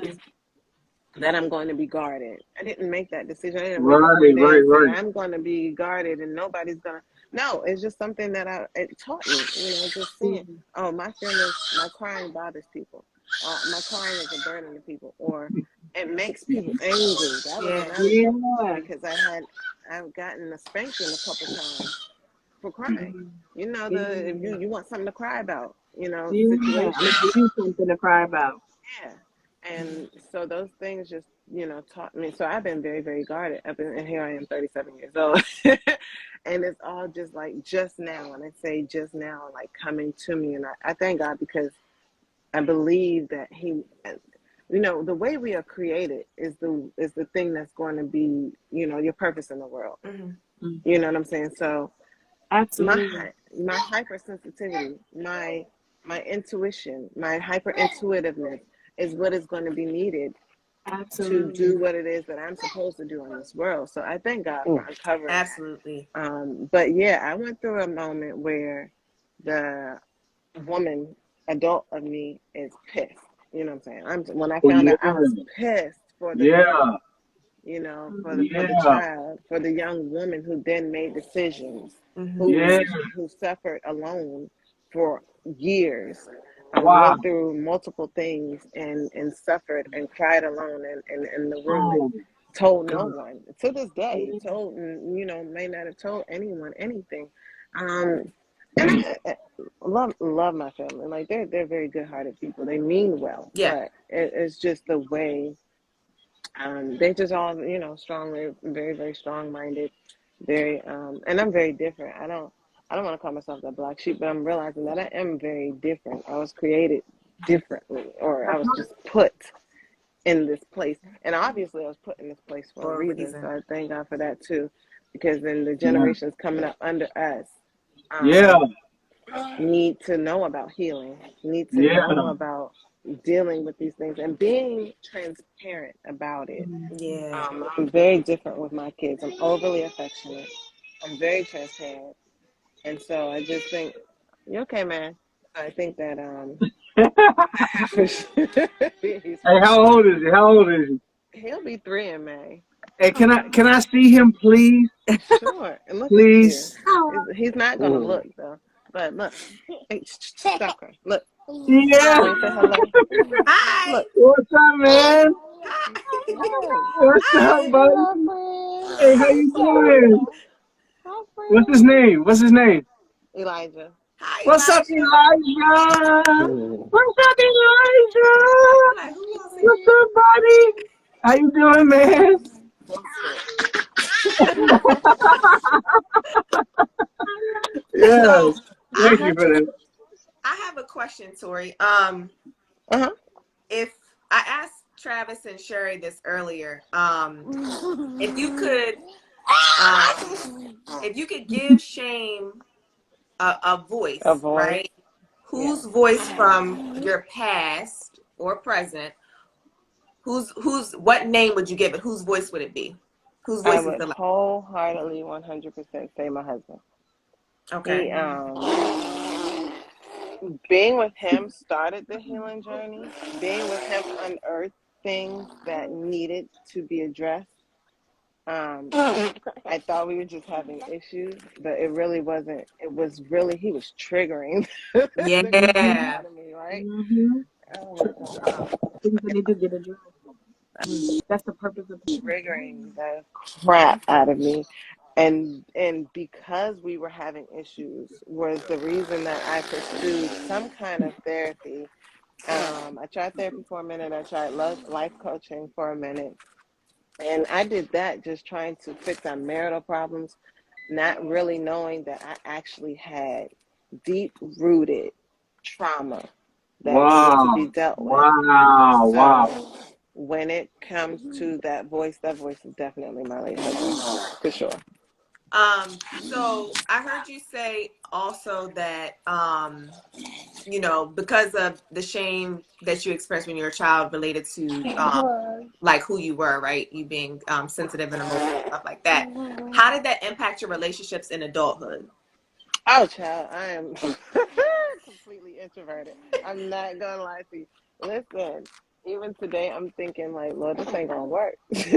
Like, I was talking to God. I'm like, look, you want me to work on relationships, but this is not. I don't know how I'm gonna do this because when people let me down or people disappoint, I feel that deeply. Yeah, girl. Like it's not like other people, where it's just like, oh, it is what it is. No, I feel it deep, deep, deep, and it hurts.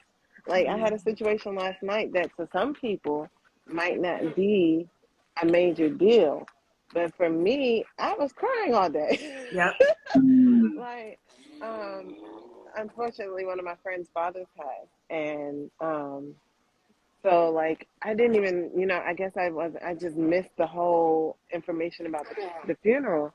And so everybody, all my friends from childhood, they were all gathered together over at the house, and I just like really was hurt by the fact that everybody is there and nobody thought to call to see if Tori wanted to come. Like that hurt me so deeply. And when I say I was like emotional today, I really had to dig deep because I had to think like, why did that hurt you so deeply? You know what I'm saying? Because it can't be just that. Why did that hurt you so I deeply? love that. Yeah. Um, and it just went back to childhood thoughts of, again, nobody caring. Yeah. You know what I'm Hey, saying? hey, can I Nobody ask thinking about why? me. Why did you bother to question why it hurt so deep? Because if I'm trying to understand emotion better, and my own emotion. When I'm underneath a heavy emotion, it's very hard for me to ask deep and practical questions. I had How to are you learn it. finding that question in the middle of your suffering? How? How? I learned it recently, Travis, to fact over fiction. I mean, fact over feelings. Those are the things that I'm learning to do now, Oh, because okay. I because I know that my feelings can take me to a whole nother place. I'm learning fact over feeling. So one of the things that I learned to do in my healing is question it.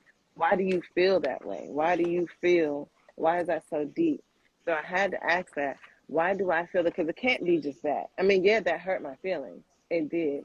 but it has to be deeper than that because that thing hurt bad, you know. Like I was How crushed did up. you learn that? Who was your teacher in that avenue? How did you learn that avenue of questioning self in the midst of suffering? Where was that coming from?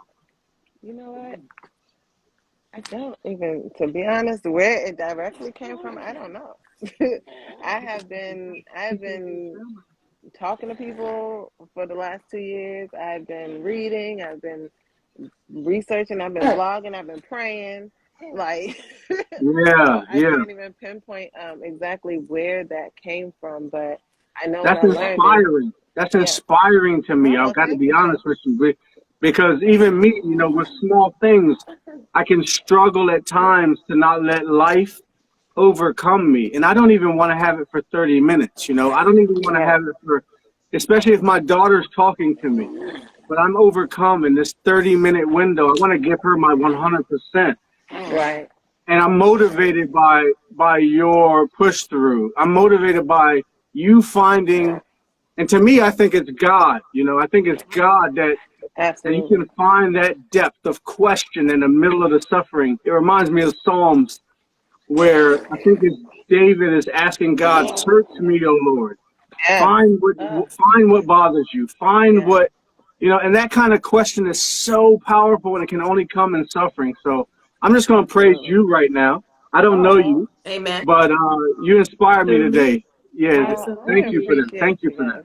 I appreciate you guys. Yeah, this Thank is you so much. you getting on the internet and sharing your story is the biggest display of you empowering yourself and being vulnerable and transparent and opening yourself up. Like this is a huge step for you. It Huge. Absolutely. it And I agree definitely with it. It's is. funny you say that because me and Tori go back to high school. Yeah. So we were both introverts and we both didn't necessarily talk deeply, but we were like in similar classes, had a friendship, and then through social media have connected Yeah. deeper. And I will Definitely. continue to encourage you can always reach out to me. Yeah.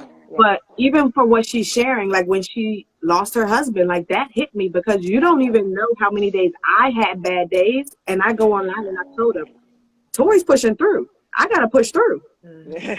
Period. Like she's Oh, handling that. I gotta keep moving. And it's not just you. And that's why I said I am intentional with how I use social media because Tisa's the same way. There's a lot of women where I go through and it's like when I'm at my lowest or when I'm feeling like I can't continue or I don't know how I can push through. And I see you guys pushing through and I see you guys continue. It's like, okay, I can do this. I yeah. got this. Yeah. I'll figure You that know, shit I out. stalk your stuff, child. You know, I be I stalk, I read every word of them stories, okay? I love you for sure. Hey, Girl, baby.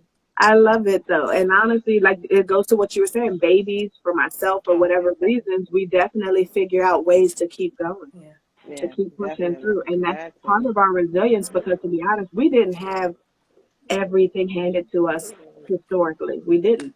right. But can It's we do something what amazing. we've been given? And I think that's where some of those standards are not even realistic. What Tisa was saying about managing expectations. How can we think about having a perfect credit score or having all of this money in our savings account? We don't have generational wealth. So I Right. can't compare myself to those standards necessarily. But I can compare myself to my past, and I'm doing pretty damn good considering that from where it came Woo! from what I You used ain't to, lying. from how I used to respond to things. So Hey, hey, I fucking feel like right. you're doing pretty good too. I think all of us, I Absolutely. mean, like, even like you said, to be on here, to be having that conversation, to be coming together as a community, to be sharing what others would consider their shame points or their parts that they're not excited about or proud about. Yeah. That's powerful in and of itself. We already see with Will and Jada how it could go left. Yeah. How if I share my vulnerabilities or my insecurities or the parts of myself that others aren't proud of or don't like, how it can be judged and criticized. World. So it Exactly. takes extreme bravery to step out and say, this is who I am. Like it or Right. not, this is who I am. Yeah. It's not perfect. It's not always going to be great, but it's still beautiful. Amen. Definitely trying to get Fucking there, right. And child. the little girl who Absolutely. Thank never y'all. had a voice, Appreciate that. who couldn't express herself when she's younger, she's doing it now. So Yeah. thank you for Absolutely. giving her a voice. Fucking Keep right. keep doing what you're doing and keep sharing because Absolutely. like you said, like one is healing, right? But I resonated with what you said when you said a lot of things that that you're made fun of and criticized for when you're younger are your greatest gifts, right? They were imparted to you for a reason and can impact the world, right? But like you, same for me. Like I hated that stuff about I hated those things about myself when I was younger because people would always make fun of me, right? So I learned to be shameful about it, or I learned to hide it, or I learned to hate it. And now I'm like, I love it. Like, you know what I mean? Because it's my, I learned that it was my gift. It is my gift. That's how I impact the world. Gift. Absolutely. It is a gift. And I was saying the other day, to my aunt, you know, it's so funny they came over here so concerned. They think I'm like depressed or something in here. But it was cute. I understand. But I just told them, God is just stripping me to the core of who I am, who He created me to be, because that is my superpower. My super sensitivity, my intuitiveness. Oh yeah, I agree. The ability to be empathetic, that is my superpower. Absolutely, to be in touch with other people's emotions. We need more. I'm glad you switched it from hypersensitivity to super, right? Because hyper in the medical world means too much. Yeah. But super in the Marvel world means fucking right now. superhero, and that's the real shit. So I love that. That's what I had, and that's what encouraged me last week. That encouraged me when I dropped in my spirit. It's my superpower. I can't cover it anymore. No. You know what I'm saying? I love it. I can't keep it guarded anymore. Yeah. Yes. And it always shined even when you tried to cover it. That's the beautiful thing about light. Right. You can't block it no matter what. It shines. You can't. Yeah. Come on, Chris. Come on, Chris. I'm just listening right now. Absolutely. They've been drawn to you. So now, like you said, that's a part of even superheroes. They have to learn how to use their power. Yeah. They all go through the hero's journey. That's what the hero's journey is all about. To be stripped down to be built back up. I don't know if y'all seen the last Eternals, but Eternals is another good movie too, where it got into like the same thing about realizing your power and knowing how to hone it. You know what I mean? Just taking it a day I at a might time. have to check it out because I love that. I haven't watched it yet, but I will. Yeah, I definitely love that. That's what I'm definitely a comic geek, so I love that. Anything about the superheroes. Even to go into your origin story. Yeah, absolutely. This is how I came about. This is how all of this started, and it contributes to your current story. But we decide how, right? Like I think about them for whatever it is, whether it's guns, whether it's cars, whether it's love, whether it's my word. It can be a weapon or it can be helpful. It can create healing or it can create harm, and that's up to me. Whatever I put out. All day. Absolutely right. But like you guys said, I have to have awareness in that, and that's part of our journey. We did not always have awareness. We did not always understand everything. We weren't always even honest with ourselves about all of those things. But as you get to that part, and that is also where grace and humility in society comes from. Not everyone's journey is the same. So this is where we are. But not everyone's there yet. So there has to be some amount of grace to understand we're in this journey and we're in this process of growing and learning together. So when I was lost, how would I want people to respond to me? Amen. And now that I know, how do I want to respond to others? Based on that. Absolutely. So responding versus reaction, definitely. So respond versus react. You just said something that I think is key in when we talk about how do we the unhelpful part of shame, right? The hurtful part of shame. How can we show up? Because one of the things I think is a real thing, right, is people, when we're in relationship, any type of relationship with people, and there has been an offense, we have this thing where we want people to pay for what they've done, right? Like they could somehow pay for the hurt that they caused, the pain they caused. And we have a hard time accepting they can't. Can't nobody make up for that, right? Can't nobody take, there's nothing that a person can do that's ever gonna make up or take away the offense or pain that happened, right? There's a space for healing and moving forward and growing and showing up differently, right? But you can't change the past. And we have a way of dealing with people and wanting them to pay. And shame is a big part of that, right?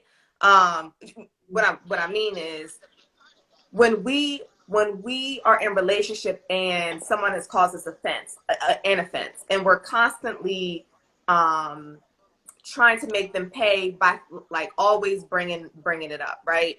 Being passive aggressive, maybe just being passive aggressive and never talking about it, withholding something Which that is we know all we unhealthy stuff.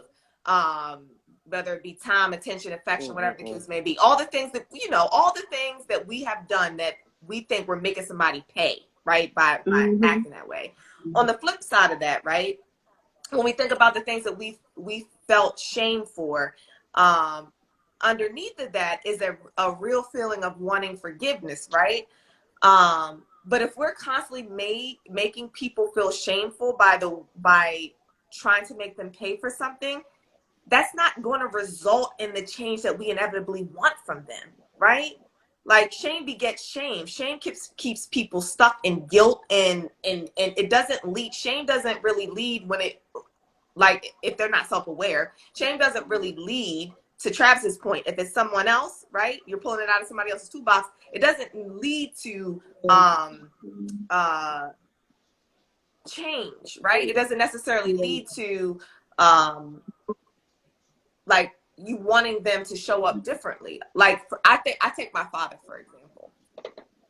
Me constantly wanting to make my father pay for how he shows up in my life and being holding unforgiveness from him doesn't that didn't really result in him changing as a father, right? Not to say that he No, did I change ain't as a going father, to but change it you. definitely didn't help our relationship, right? It just kept Yeah. him in a place of shame because I was always bringing it up and trying to make him pay for it. So he just Yeah. constantly sat in shame and never moved past that. What I really wanted from Wow. him was to show up differently, but I wanted him to continue to pay for it, so he continued to sit in shame, right? Yeah. Yeah.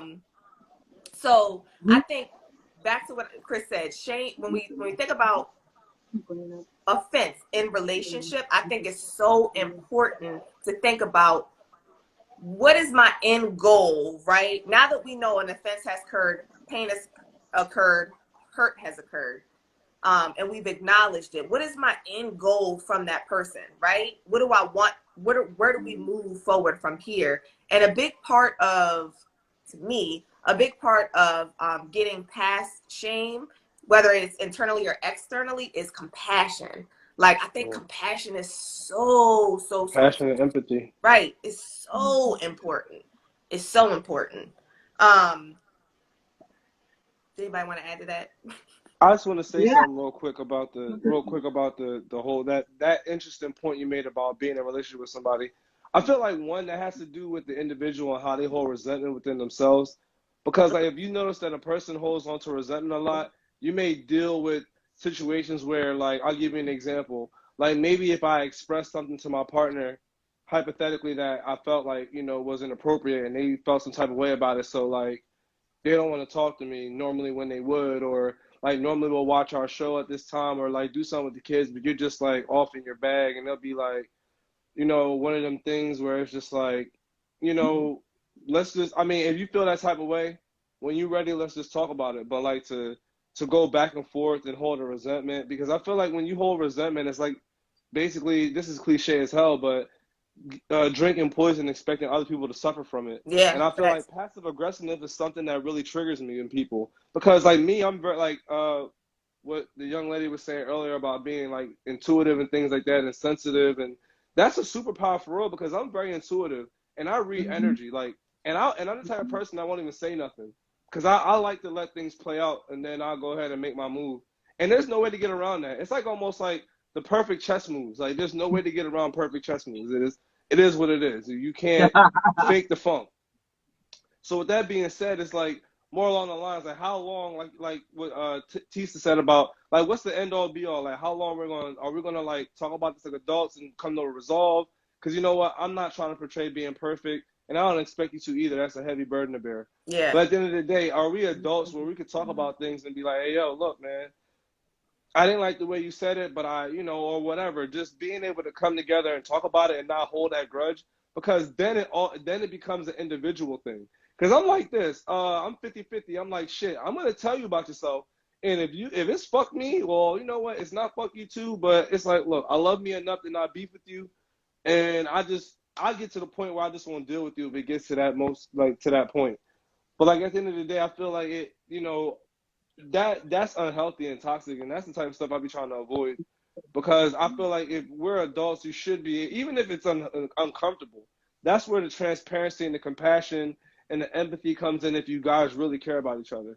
Because that also plays a factor too. I love that. To that point, creating a safe space is so important, right? Like let's acknowledge that Very it's important. not as easy for I'm spitting, Lord, did the internet see that? Let's acknowledge that for some people it's more difficult than others to be transparent and vulnerable and even to speak a truth, even to say, right, like if you're like, let's say you suffer from codependency or you're a people pleaser, right, like you have those traits inside of you, it's hard to tell somebody like, I didn't like this about you. A lot of people will hold at it, or I didn't like that you did this, right? And I think that we, or in partnership with those people, can provide safe spaces for them to feel more comfortable to open up and share and be transparent by having empathy and compassion. Agreed. And not judging them for how they feel, not being mindful of how we respond to them when they share. I remember being in a relationship with somebody one time years ago, and it's like every time I said like, wow, you hurt me, I was hurt by this when you did this, his response would always be very like angry. Like he would get angry. Like he'd be like, how dare you say to Trav, how dare you say that I did something wrong? I'm a great man, right? And because that was always his response, I just learned to shut down, because I'm like, I can't talk this. I can't say shit. I've been there so many times. But that's why it's hard to create a safe space, because I do think you have to create a safe space, but I also think it's encouraging the person to speak anyway, right? Because it goes to what you were saying. Like if I spoke how I felt, he didn't feel safe. I can't create that safe space. I mean, at that point, I have to speak on how I feel, and you have to be able to speak anyways. And I can communicate to you, and I can has to be a level, and I can encourage you, and I can encourage you and encourage you to share. But you still have to take that leap of faith, and that's scary as shit for people, because, like you just said, we've all as people of color had trauma. Yep. So there is a bravery that's necessary despite the safe space, because if we're always waiting for it to be 100% safe, we're never gonna do it. And I think that's part of the balance. I think it goes back to what you both said about honesty with self and honesty about managing expectations, right? Like if I am acknowledging and loving you for a true person, like who you truly are, you're going to be flawed, which means you're going to hurt me. And I have to accept that. I have to accept the pain and suffering, and but like all of these things are a part of life and a part of relationships, or else I'm going to have this unrealistic expectation in you, because no one is perfect. And if you're looking for perfection, you're never going to find that. I'm not perfect. You're not perfect. No one is. But a lot of times we do have that unrealistic expectation of others and ourselves, that we're going to always make the mark, or we're going to always be. Just a small example, doing couples therapy, cleaning up. A woman or a man, whoever it is, complains like, take your shoes off or do this, and the person doesn't do it. And next week in session, they're like, well, they didn't do it. It's been a week. Next week, oh, they didn't do it. Well, how long do you think it takes someone to change their natural reaction to things, right? Because this person has already let you know their natural reaction is not to take their shoes off, or not to clean up, or not to do whatever, right? And you're wanting every week for them to do the thing you asked because you asked it, and now if they don't do it, they don't love me. That's an unrealistic expectation of love. I'm defying my natural reactions for you. I'm trying to break through my natural state of being for you. That's love. The accuracy on it is something completely different, because it's not my natural state of being. Right. But I hear it over and over again. Like, I told this person that this bothers me, they keep doing it. Yeah, because that's how they naturally act. Can I say something real quick? Go ahead. I actually want to say something, because that's really interesting. And this is just how I look at things. I feel like people have boundaries. Now, if somebody's like, hey, yo, it bothers me when you wear your shoes in the house, like, I'm going to stop wearing the shoes in the house, because I look at it from a boundary perspective. Like, I have boundaries that I need respected. I respect other people's boundaries. So, like, to a certain extent, like, yo, I'm going to keep it real. Like, hey, yo, we on week 3, 4, and you still not taking your shoes off? We got a problem. I'm going to But see, that's where ability comes in, and that's something that we disregard in society, meaning like you may be having higher level processing. Like you just said, you're self-aware, you said you're self-honest, you said there's things you've worked through, which means that lets me already know you're sort of graduate level in mental health. So now you may or may not be operating or interacting or dating someone who's elementary or middle school level. So I'm expecting you to do graduate level shit you may not be able to. Because it goes to like when I was doing therapy, there was a therapist who kept saying a guy's name wrong, right? And his name had a weird, not normal wording, spelling, and enunciation. So she kept saying it the way that's typical in society, and he felt disrespected. But it's like she's trying because she catches herself. He felt disrespected because she kept getting it wrong. Mm-hmm. But you know, you spelled your name different, right? You know, your parents spelled your name different. You know, that's not the way that most of society enunciates and pronounces your name, which means for someone else, if I've heard this 1,000 times this way, to say it this way is not going to just flow for me.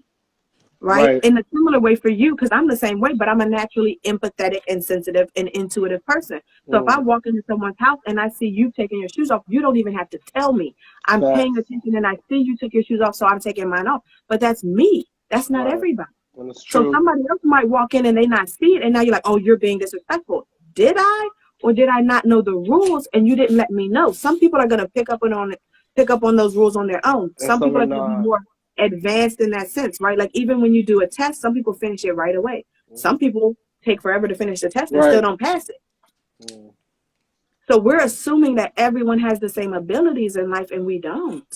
That's true though. Intellectually, emotionally, cognitively, like That's we're not all on the same level. that's the challenging part about one of the Very challenging parts challenging. about life, right? Like, and I'm gonna be honest, the more self-aware you are, the more you get along further along on your healing journey, the more self-aware you are, the more compassion you find and all that other stuff, the more knowledgeable you are about, the truth and how you show up and how other people show up. It's a gift and a curse, right? Because there's weight that comes along with that, right? Meaning, if I know that I'm more self-aware than the next individual, I feel like for me, I have a sense of responsibility to be, a little bit more patient and a little bit more compassionate, because That's I so know their true. capacity. I know the level at which they operate, right? It's like it is like a Self-containment. gift and a curse. It's in a curse. That's why I Self-containment. told you my adult level of shame comes from that, because to whom much is given, much is required, right? Absolutely. It's So very I true. absolutely agree with you, and I full-heartedly accept that role and responsibility, but I'm still human, Yes. which means I'm going to let 100% myself true. down. I'm going to let y'all down, and I'm going to let myself down, Yeah. and I'm going to feel some amount of shame or disappointment or upsetness with that fact. Yeah. But I still got to keep living, so that means I got to figure out a way to maneuver and move forward. Oh. And that's grace and forgiveness, even for self, is important. All right. So Yeah. that's a great place to end this conversation, because we wanted to try to keep it under an hour and a half so that Travis wouldn't have a long time editing. What I want to do is I want everybody to say one thing that has been most helpful for them move past shame when they have felt it. So think about it. And then everybody's gonna say one thing. You can't say more than one thing, Travis. One thing, okay? Hey, Chris, for this last part, turn your camera back so I can edit it easier. Thank you. Before everybody gives their answer, I definitely want to say, Chris, Tori, Mike, thank y'all so much for joining in. Tori, I gotta, make it special and give you a double shout out, because I know you coming on here and being super transparent and vulnerable wasn't easy for you. And I know that you helped somebody tonight, including yourself. So bravo to you. Keep doing what you're doing.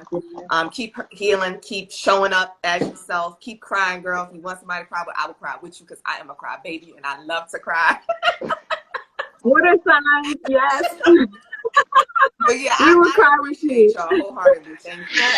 Not love to cry though.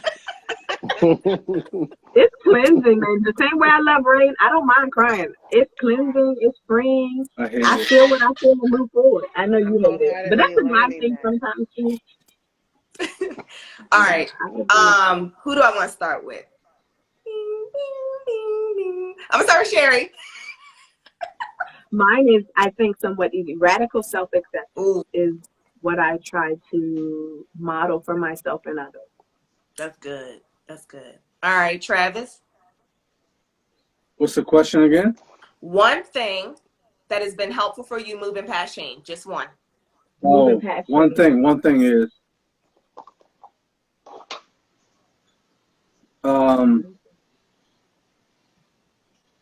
try to at the deepest parts of feeling inadequate, try to ask yourself how much of it do you believe in. Okay, unpacking that. I like that. Okay, Tori. I would have to say probably the thing I was saying earlier about the fact of a feeling, because just knowing feelings can lie to you sometimes. They're not always it's not always true. Like, focus on the facts and not just the feeling. I like that. So it's sort of cognitive behavior therapy, kind of challenging your thoughts and emotions to see what's true. Yeah, I love that. Not positive, because I hate toxic positivity, but more so what's true than what's positive. Right, and not invalidating my feelings. I'm not saying that, but you know, sometimes just me being being very sensitive, I can go down the rabbit hole. Okay, but just being able, what's the truth? Because sometimes my feelings, like I could feel like nobody cares. That's not necessary. Nobody cares for me. Yeah. That's not true. That's not the truth. That's not the fact. That's just not how the I fact. feel. That's how you think it. Absolutely. Yeah. I love it. Yeah. I love that. That's been definitely so the helpful root of cognitive behavior. Yeah. Yeah. Chris? Honestly, I would just let time to process things in a sense.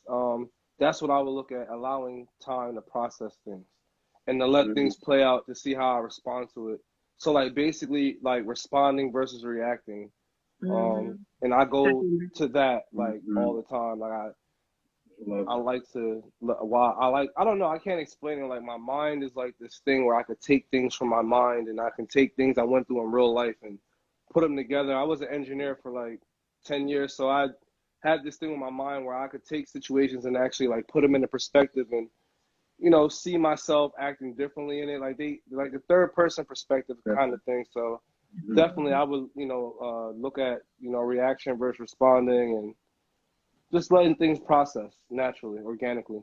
Okay, like that. All right, mine would be, not if nobody asked me, but I'm gonna ask myself. Tisa, what would you answer? Tisa, what would you? I have to remember the question verbatim. My answer would be knowing who I am, my true identity. Yeah, self-awareness. Yeah, that would be mine. Yeah, that would be mine. I love it. I love it. All right. So I know when a month ago we said that these conversations were going to end, but they are not. We are going to continue these conversations every other week on Friday at 8:00. Don't know what the next topic will be, but we definitely feel free to suggest topics. Oh yeah, definitely. If y'all have topics on things y'all want to discuss, put it in the comments, drop in our DMs, leave a comment on the page. And we want as many people to join in on this conversation as possible. So we're not that we will never have designated people that we ask to share space with us during these conversations, but we definitely want to keep it rotating so that you know, people can come in and share, because like we see tonight, you know, everybody has a story and perspectives and experiences that are helpful for all of us to hear. So definitely, again, thank y'all for sharing, and please, if you found this space safe and healing, rejoin us again next Friday. Next Friday. In 2 weeks. Yes, in 2 weeks. Back in 2 weeks. In 2 weeks. All right, thanks y'all. Bye. Bye.